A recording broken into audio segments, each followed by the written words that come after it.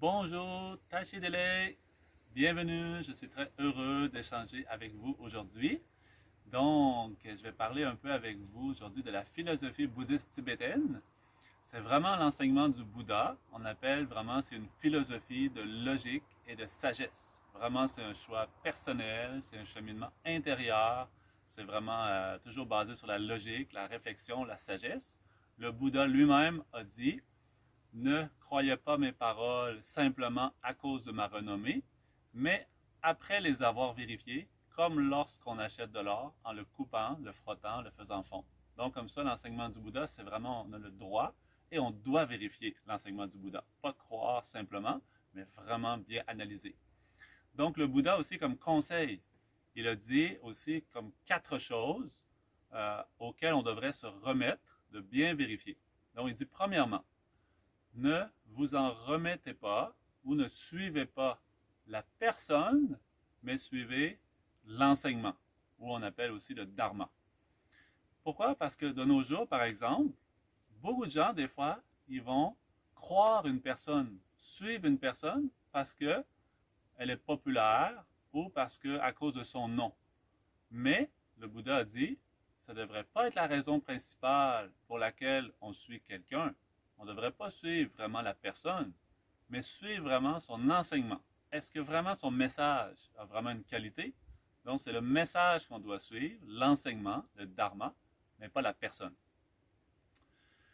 Donc, deuxième chose, qu'est-ce que le Bouddha a dit pour vraiment bien utiliser notre sagesse?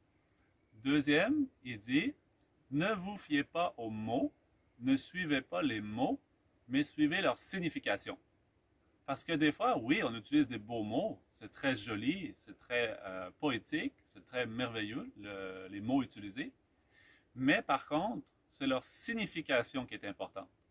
Donc, même si la forme des mots, les mots utilisés ne seraient pas très jolis, mais le sens doit être merveilleux, le sens doit être positif. Donc, comme ça, on dit, ne vous fiez pas aux mots, fiez-vous à leur signification. Troisième chose qu'on doit vérifier avec sagesse, le Bouddha dit, ne suivez pas le sens interprétable, mais suivez le sens définitif. Donc, comme ça, on ne devrait pas s'arrêter simplement aux mots de façon superficielle, mais aller vraiment chercher la signification plus profonde. Donc, des fois, il peut y avoir un sens qui est là, qui est partagé, mais qui a quelque chose derrière qui est plus profond. Donc, on devrait aller toujours chercher le sens définitif. Donc, des fois, le Bouddha, par exemple, pour aider les gens, il a donné un message, mais qui ne correspondait pas parfaitement, exactement, définitivement à la réalité. C'était pour aider cette personne-là dans ce contexte-là. Donc, c'est un exemple de ce qu'on veut dire par ne suivez pas le sens interprétable, mais le sens définitif. Et quatrièmement, le Bouddha a dit, ne vous fiez pas aux consciences sensorielles, mais à votre sagesse intérieure, à la sagesse sublime intérieure.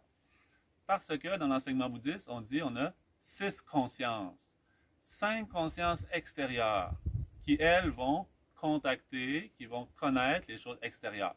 Notre conscience visuelle qui voit les formes, les couleurs. Notre conscience auditive qui entend le son.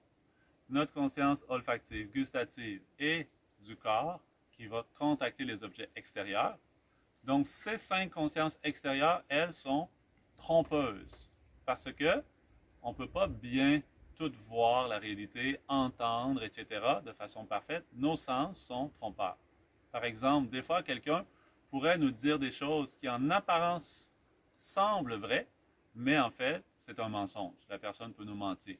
Donc, comme ça, il y a plein de choses que nos 5 sens, en apparence, peuvent nous sembler vraies, mais si on analyse, ce n'est pas toujours vrai. Donc, comme ça, on doit toujours utiliser notre conscience intérieure, la sagesse intérieure, pour aller voir vraiment qu'est-ce qui est la réalité. Donc, utiliser notre sagesse, notre réflexion, notre logique pour analyser. Donc, comme ça, dans l'enseignement bouddhiste, dans la méditation, on va parler surtout comme ça, nos 5 consciences sensorielles, on ne va pas utiliser dans la méditation. Pas méditer sur les sons, méditer sur le visuel, mais vraiment méditer intérieurement, développer notre conscience intérieure. Donc, comme ça, c'est 4 messages du Bouddha, vraiment qui est vraiment un exemple sur comment on doit utiliser notre sagesse. Donc, comme ça, je vous souhaite beaucoup de bonheur. Donc, aussi dans votre vie quotidienne, je vous souhaite de pouvoir toujours développer plus de sagesse. Donc, je vais juste comme aussi souhaiter, comme ça en langue tibétaine, une petite souhait, dédicace pour la paix dans le monde. Janju semjo rimbochi ma ke panam ke gyochi ke pa